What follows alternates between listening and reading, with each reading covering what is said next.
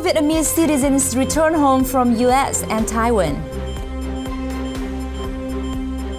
Vietnam listed among the 16 most successful emerging economies in the world. Central Bank to adjust monetary policy to weather pandemic. Samsung rebuts reports of moving part of Vietnam smartphone production to India.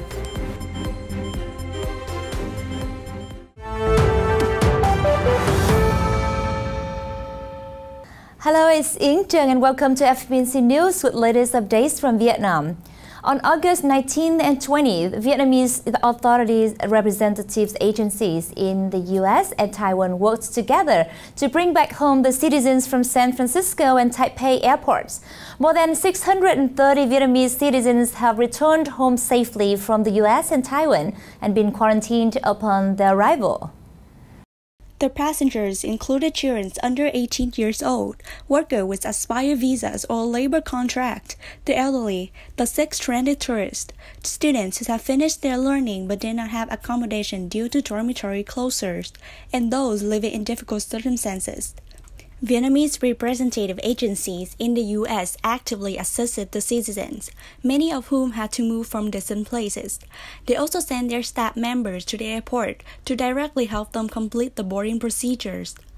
Similarly, the Vietnam Economic and Cultural Office in Taipei sent staff to assist the citizens to handle boarding procedures at the airport. Security, safety, and disease prevention measures were seriously carried out during the flight. Right after the plane landed at Nội Bài and Cam Ranh international airports, all people on board received checkups and were sent to concentrated quarantine sites in line with regulations. More flights are set to be conducted in the time ahead to repatriate Vietnamese citizens with disadvantaged circumstances.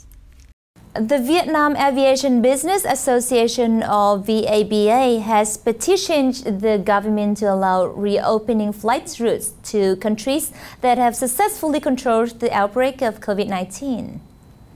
VABA also petitions Prime Minister Nguyễn Xuân Phúc to implement standards on disease prevention and infection control in air transport, allowing tourists to enter Vietnam if they meet such requirements.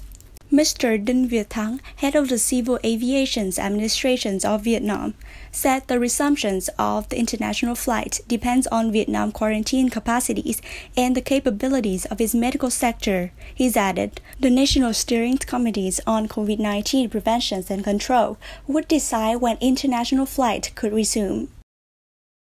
According to a recent report by World Bank, so far 2020 may be the worst year for the big economies, but ironically the best year for the emerging economies to catch up with them, a situation known as economic convergence. Based on the productivity of 97 economies since 2000, the World Bank has categorized them into 5 groups. The 3 biggest groups consist of relatively poor economies. The fourth group, which houses the economies that has yet shown off their full potential, consists of Argentina, Brazil, Indonesia, Mexico, and South Africa. The remaining group, which has the most successful or emerging economies, lists China, India, Malaysia, Thailand, and Vietnam. According to a new report titled Tackling the COVID-19 Youth Employment Crisis in Asia and the Pacific by the Asian Development Bank, or ADB, and International Labour Organization, or ILO, 548,000 Vietnamese youths are likely to lose their jobs due to COVID-19. More than 660 million young people employment prospects in Asia and the Pacific are severely challenged as a result of the COVID-19 pandemic. Millennials from 15 to 24 years of age will be hit harder than adults from 25 and older in the immediate crisis and also risk bearing higher long-term economic and social costs. In Vietnam, the number of job loss is estimated at 548,000, equivalent to an unemployment rate of 13.2%. Young people will be unemployed, most in sectors hardest hit by the crisis, such as textiles, hospitalities, and agriculture. However, the youth unemployment rate in Vietnam is still lower than other countries in the regions, especially tourism-dependent countries.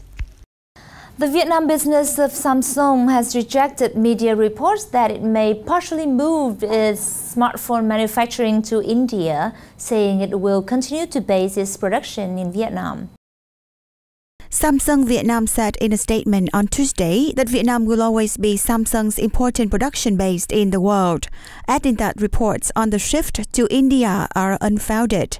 Samsung plants in Bắc Ninh and Thái Nguyên provinces, both located in northern Vietnam, are in normal operation and they are in no way related to any change to the production of the factory in India.